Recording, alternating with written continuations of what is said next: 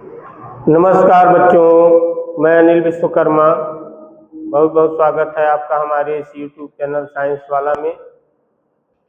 तो बच्चों, आज की वीडियो में मैं आपको बताऊंगा कि √2 को अपरिमेय संख्या कैसे सिद्ध किया जाता है।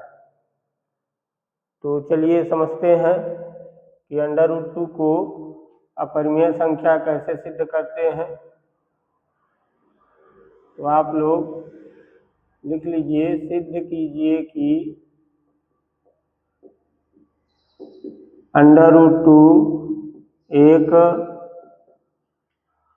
अपरिमेय संख्या है।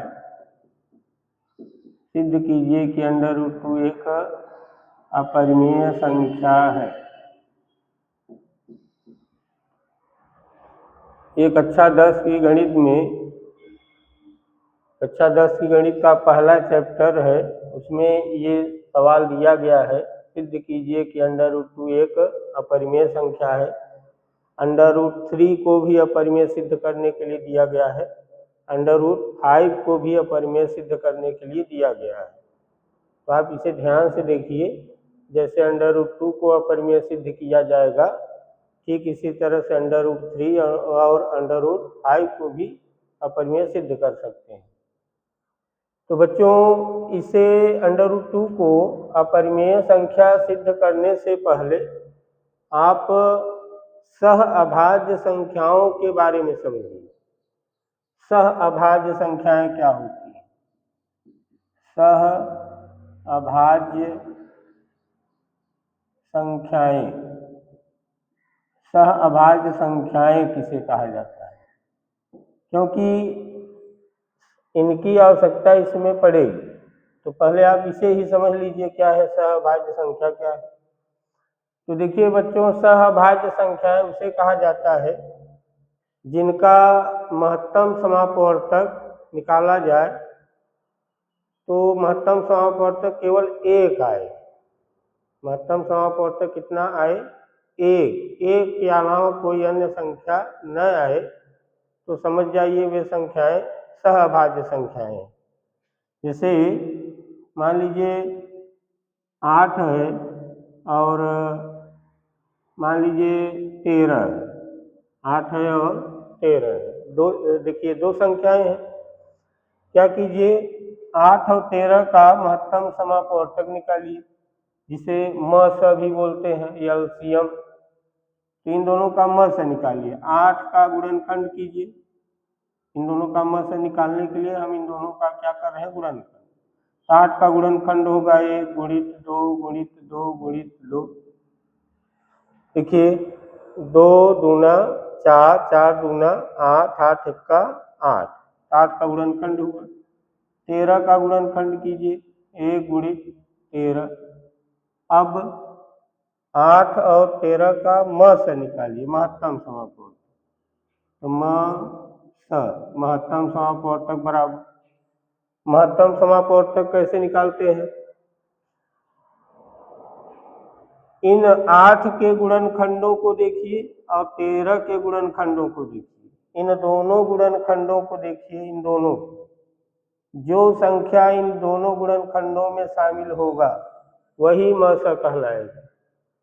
जो संख्या दोनों गुणनखंडों में शामिल होगा वही क्या है? म स। तो देखिए कौन ऐसी संख्या है जो दोनों में शामिल आपको दिखाई दे रही है? एक देखिए, एक दोनों में नहीं है, दोनों गुणनखंड, एक इसमें भी है एक इसमें भी है। तो एक ही ऐसी संख्या है जो दोनों गुणनखंडों में है। देखिए 13 इसमें है, 13 इसमें नहीं है, 2 इसमें है, 2 इसमें नहीं है, लेकिन एक ऐसी संख्या है जो दोनों गुणनखंडों में शामिल है, इसलिए एक ही क्या है इसका? म स। तो देखिए 8 और 13 का महत्तम समापवर्तक कितना आया? 1 आया। 1 के अलावा तो कोई अन्य संख्या आई नहीं। तो इसका मतलब है कि 8 और 13 सह अभाज्य संख्याएं। 8 और 13 क्या है? सह अभाज्य संख्याएं। तो सह अभाज्य संख्याएं क्या होती हैं? वे संख्याएं या वे दो संख्याएं जिनका मस एक के अतिरिक्त, जिनका मस एक के अतिरिक्त कोई अन्य संख्या, वे दो संख्याएं जिनका मस एक के अतिरिक्त कोई अन्य संख्या न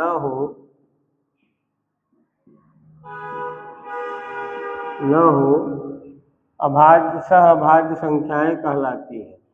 सहअभाज्य संख्याएं कहलाती हैं।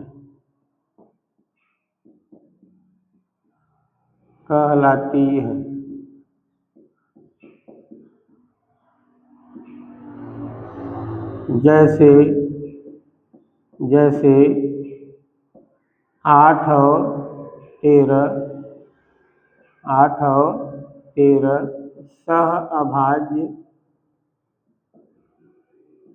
सहअभाज्य संख्याएं हैं। 8 और 13 सहअभाज्य संख्याएं। तो देखिए वे दो संख्याएं जिनका म से निकाला जाए तो एक के अतिरिक्त कोई अन्य संख्या न हो, यानी म से केवल एक आए, बस एक के अलावा कोई अन्य संख्या न आए, सहभाज्य संख्याएं कहलाती हैं। जैसे 8 और 13 सहभाज्य है। क्यों सहभाज्य है? क्योंकि इन दोनों का म से निकाला गया तो कितना आया? एक के अलावा कोई अन्य संख्या नहीं आई। तो ये दोनों कैसी संख्याएं हैं? सहअभाज्य संख्या। तो सहअभाज्य संख्याएं आपको समझ में आया होगा कि सहअभाज्य उन संख्याओं को कहा जाएगा जिनका म से निकालें तो केवल एक आए, एक के अलावा कोई अन्य संख्या न आए, तो सहअभाज्य संख्याएं मानी जाएंगी।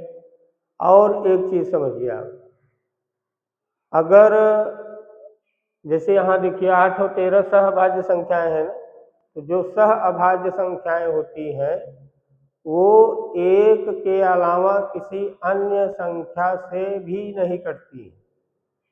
जो सहअभाज्य संख्याएं होती हैं वो एक को छोड़कर किसी अन्य संख्या से नहीं कट सकती हैं। कटेंगी तो एक से कटेंगी, अन्यथा किसी अन्य संख्या से नहीं कटेंगी। तो जो सहअभाज्य संख्याएं होती हैं वो एक के अलावा किसी अन्य संख्या से विभाजित नहीं होंगी। अगर सहअभाज्य संख्या, जैसे ये दोनों सहअभाज्य हैं, तो नियम के अनुसार इन दोनों को, ये दोनों एक के अलावा किसी अन्य संख्या से नहीं कट सकती। लेकिन अगर ये दोनों एक के अलावा किसी अन्य संख्या से कट जा रही है, अगर ये दोनों एक के अलावा किसी अन्य संख्या से कट जा रही है, तब ये दोनों सहअभाज्य संख्याएं नहीं मानी जाएगी। अगर ये दोनों सहअभाज्य हैं, और सहअभाज्य है तो केवल एक से कटना चाहिए, और अगर ये दोनों एक के अलावा किसी अन्य संख्या से भी कट रही हैं, जैसे 2 से 3 से कट रही हैं, इसका मतलब तब ये दोनों सहअभाज्य संख्याएं नहीं हैं। तो जो सहअभाज्य संख्याएं होती हैं वो एक के अलावा किसी अन्य संख्या से नहीं कटती है। अगर अन्य संख्या से भी कट गई, एक के अलावा किसी अन्य संख्या से भी कट गई, तब मान के चलिए वे दोनों संख्याएं सहअभाज्य संख्याएं नहीं। तो आप इस बात को ध्यान में रखिए, अभी इसकी आवश्यकता इसमें पड़ेगी। इसे हम मीट दे रहे हैं, आप नोट करना चाहते हो तो नोट कर लीजिए। चलिए तो चलिए समझते हैं कि √2 को अपरिमेय संख्या कैसे सिद्ध किया जाता है। तो बच्चों इसे अपरिमेय संख्या सिद्ध करना है तो क्या कीजिए, सबसे पहले आप इसे परिमेय संख्या मान के चलिए ना। सबसे पहले इसे हम लोग क्या मान लें? परिमेय संख्या। तो सबसे पहली लाइन आप यही लिखिए, माना √2 एक परिमेय संख्या है। माना √2 क्या है? एक परिमेय संख्या है। तो देखिए √2 को अपरिमेय सिद्ध करना था, तो हम इसे क्या मान के चल रहे हैं कि ये परिमेय संख्या है। अब अगर ये परिमेय संख्या है तो इसे हम P/Q के बराबर लिख सकते हैं, क्योंकि P/Q के रूप की संख्याओं को परिमेय संख्या कहते हैं। तब क्या कीजिए, इसे P/Q के बराबर कर दीजिए, तब √2 बराबर P/Q होगा। जब √2 एक परिमेय संख्या मान लिए हैं तो हम √2 को P/Q के बराबर कर सकते हैं। तो √2 लिख दिए, बराबर लगा के P/Q लिख दिए। और यहाँ बता दें कि जहाँ P और Q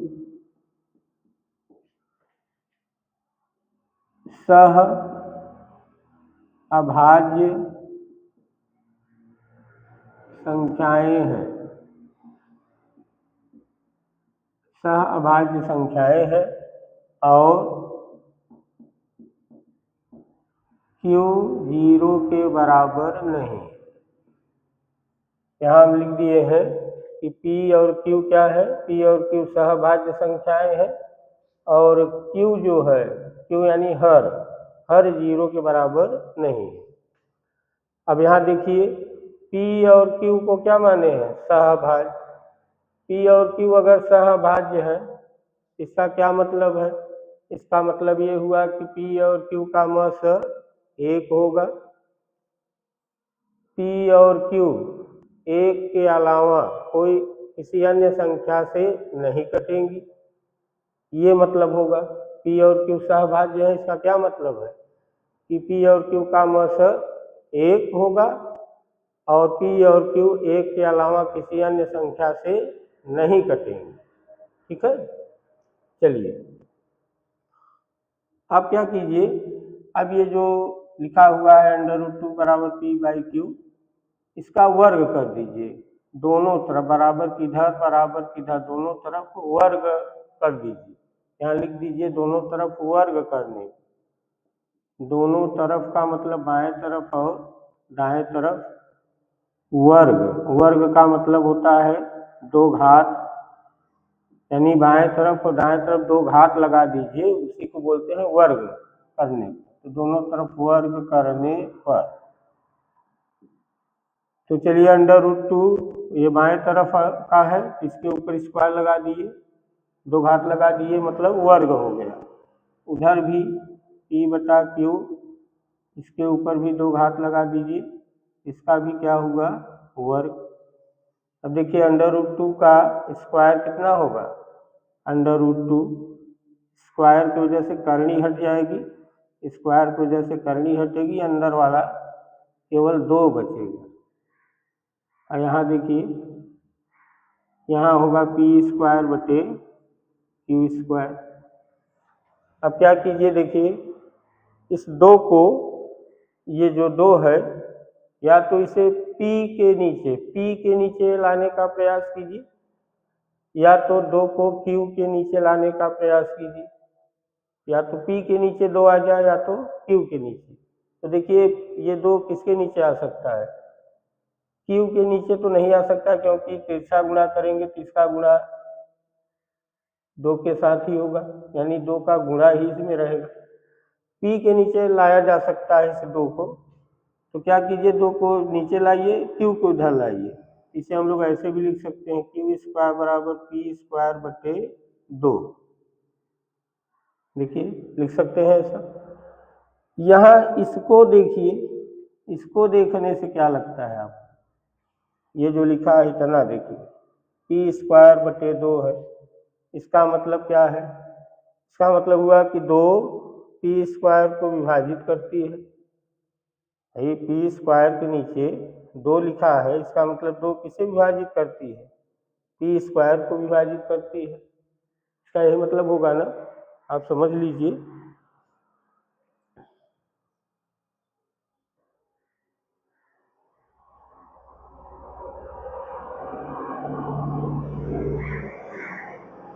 तो इसका क्या मतलब है, देखिए 2 P² के नीचे 2 आने का मतलब है कि 2 P² को विभाजित करती है। यहाँ लिख दें, इसका मतलब हुआ कि 2p² को विभाजित करती है, क्या करता है, कुछ भी लिख दीजिए, 2p² को विभाजित करती है, करता है। सोचिए अगर 2 इस पूरे p² को विभाजित करता है तो 2 केवल p को भी क्या करेगा, विभाजित करेगा। देखिए जैसे 2 जो है अगर 16 को विभाजित कर रहा है, क्या देखिए 2 16 को विभाजित करेगा, हाँ करेगा। देखिए 16/2, 2 से काटिए, 2 8 16, इसका मतलब 16 को कौन विभाजित कर रहा है, 2। तो देखिए 2 अगर 16 को विभाजित कर रहा है तो इसका मतलब हुआ कि अगर हम 16 को ऐसे लिख दें 4² तो 2, देखिए 16 को 4² लिख सकते हैं, 4 का स्क्वायर करेंगे 16 ही आएगा। तो अगर 2 16 को विभाजित कर रहा है इसका मतलब 4² को विभाजित कर रहा है। 2 16 को विभाजित कर रहा है इसका मतलब 4² को विभाजित कर रहा है। और अगर 2 4² को विभाजित कर रहा है तो 2 इस 4 को भी क्या करेगा, विभाजित करेगा। देख लीजिए 2 से 4 काटिए, कट जाएगा, ठीक है ना। इसी तरह अगर 2p² को विभाजित करती है तो 2 इस p को भी क्या करेगा, p को भी विभाजित करेगा,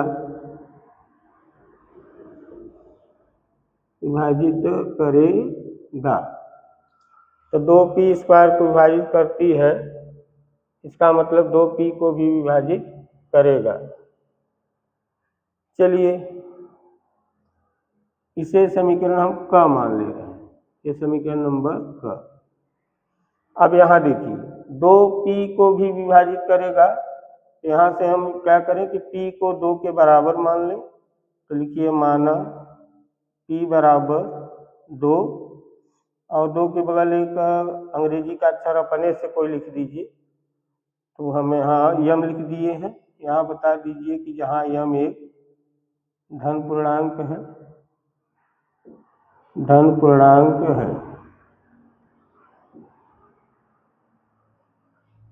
तो बच्चों ये जो 2p को भी विभाजित करेगा, इसी लाइन से हम p को 2 के बराबर मान लिए हैं। देखिए p बराबर 2 और 2 के बगल यम अपने से लिखिए और इसको समीकरण 1 मान लीजिए। इसको क्या मान लीजिए, समीकरण 1। ये समीकरण 1 हुआ। अब ये जो p बराबर 2m है, इसका मतलब p की जगह 2m लिख सकते हैं। तो यह समीकरण 1 में देखिए ये p है, इसी p के जगह पे क्या लिखिए, इस 2m को लिख दीजिए। तो p का मान 2m जो है इसे कहाँ रख दें, समीकरण 1 में। तो p का मान समीकरण 1 में रखने पर, तो रखिए यहीं p की जगह 2m लिखना है। तो देखिए q² बराबर होगा, p की जगह पर 2m लिखेंगे तो 2m² और बटे में देखिए कितना है 2, तो 2 हो जाएगा। अब आगे देखिए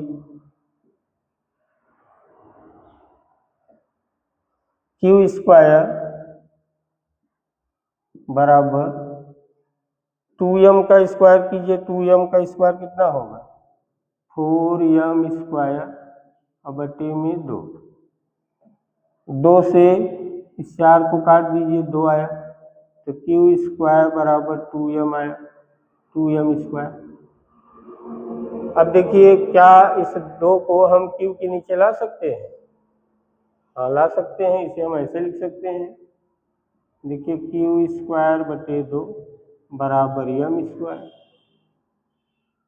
अब देखिए जैसे यहाँ p² के नीचे 2 आया था, p² के नीचे 2 आया था, तो इसका क्या मतलब था कि 2p² को विभाजित करता है।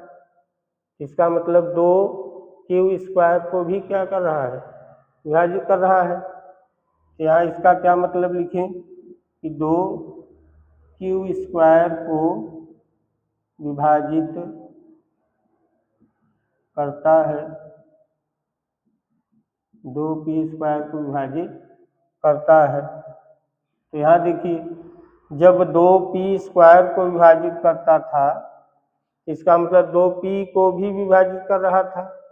जैसे 2q² को अगर विभाजित कर रहा है तो 2 केवल q को भी क्या करेगा, विभाजित करेगा।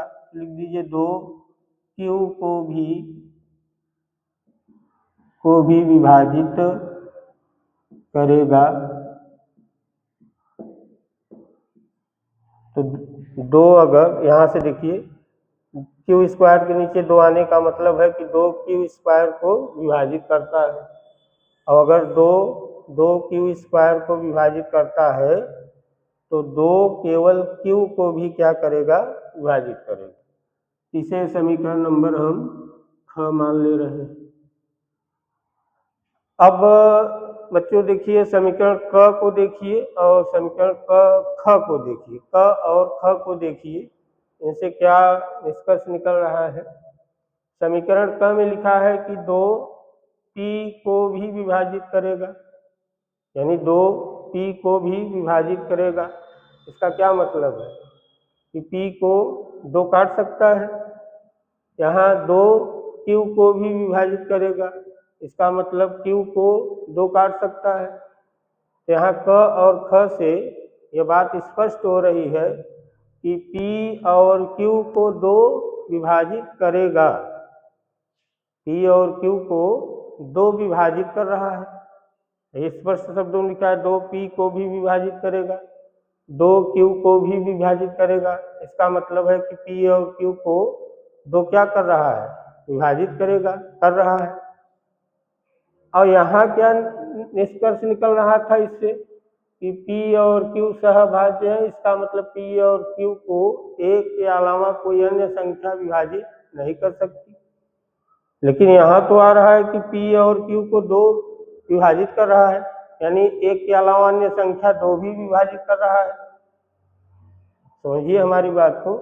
यहाँ p और q सहभाज्य संख्याएं हैं। इसका क्या मतलब था कि p और q का मस 1 है और p और q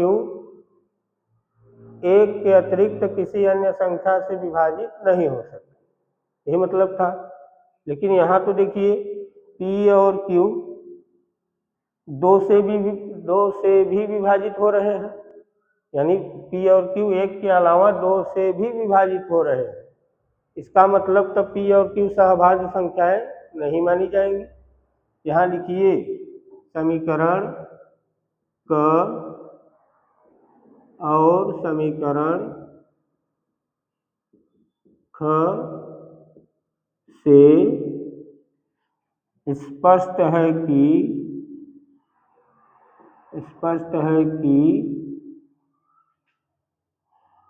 p और q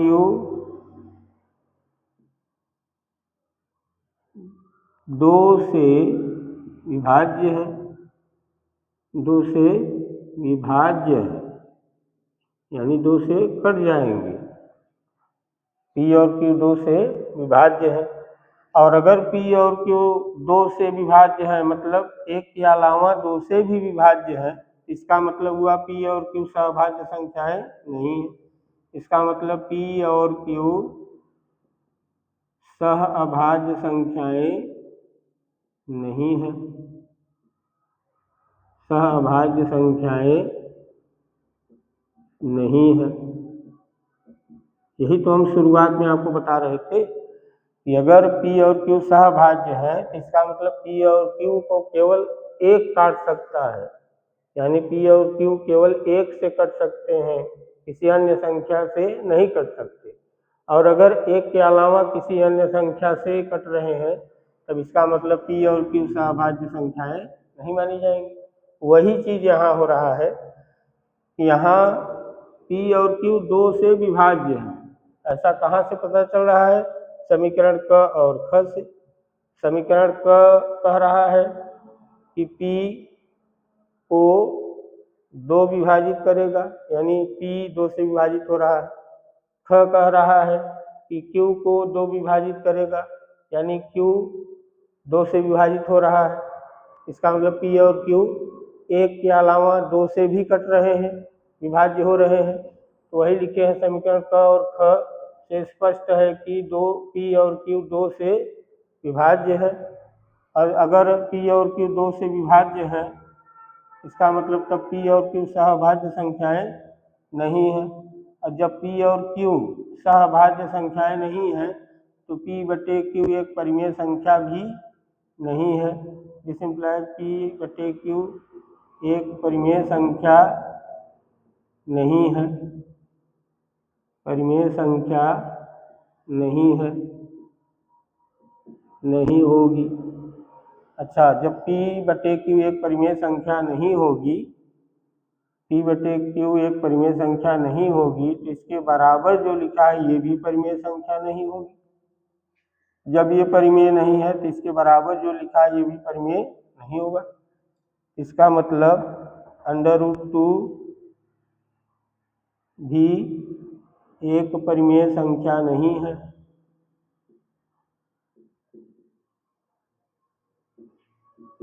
नहीं होगी, ऐसा ही लिख दीजिए। इसका मतलब √2 भी एक परिमेय संख्या नहीं होगी। अब सोचिए कि √2 अगर परिमेय संख्या नहीं है, √2 एक परिमेय संख्या नहीं होगी, तब क्या होगी? तब इसका मतलब √2 क्या है? एक अपरिमेय संख्या है। √2 क्या है? एक अपरिमेय संख्या है। देखिए, सिद्ध हो गया कि √2 क्या है? एक अपरिमेय संख्या है। जब √2 एक परिमेय संख्या नहीं होगी तो इसका मतलब क्या होगी? तब √2 एक अपरिमेय संख्या मानी जाएगी। तो √2 क्या हो गई? एक अपरिमेय संख्या है, सिद्ध कर दिया गया। तो बच्चों, इसी तरह से √2 अपरिमेय संख्या को √2 को अपरिमेय संख्या सिद्ध किया जाता है। इसी के आधार पर आप √3, √5 को भी अपरिमेय संख्या सिद्ध कर सकते हैं। इसे नोट कर लीजिए।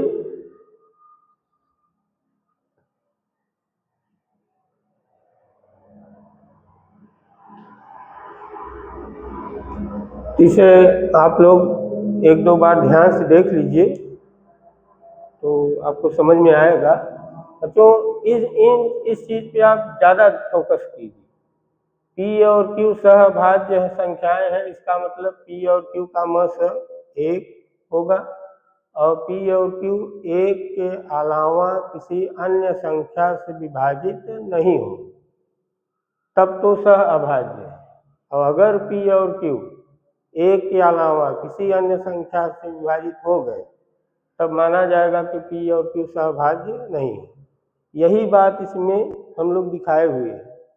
यहाँ तो मान लिए थे P और Q सहभाज्य संख्याएं हैं, यानी P और Q एक के अलावा किसी अन्य संख्या से विभाजित नहीं होगी।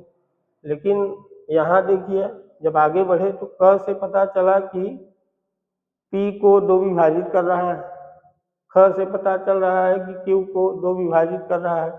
इसका मतलब P और Q दोनों 2 से विभाजित हो रहे हैं। इसका मतलब हुआ कि P और Q एक के अलावा 2 से भी विभाजित हो रहे हैं। तब इससे क्लियर हो जाता है कि P और Q सहभाज्य संख्याएं नहीं है। जब P और Q सहभाज्य नहीं है तो P बटा Q परिमेय संख्या नहीं मानी जाएगी। जब P बटा Q परिमेय नहीं है तो इसके ठीक बराबर ये था, तो ये भी परिमेय नहीं होगी। और जब ये परिमेय नहीं होगी तो क्या होगी? अपरिमेय होगी। तो वही लिख दिए √2 एक अपरिमेय संख्या है, बस सिद्ध कर दिया गया। यहाँ लिख दीजिए हैंस प्रूव्ड, हैंस प्रूव्ड मतलब सिद्ध किया गया। चलिए आप लोग इसे ध्यान से देख लीजिए। तो बच्चों, आज की वीडियो यहीं तक। अगले वीडियो में फिर से आपको इसके आगे का जो एग्जाम्पल है उसके बारे में बताएंगे। तब तक के लिए नमस्कार।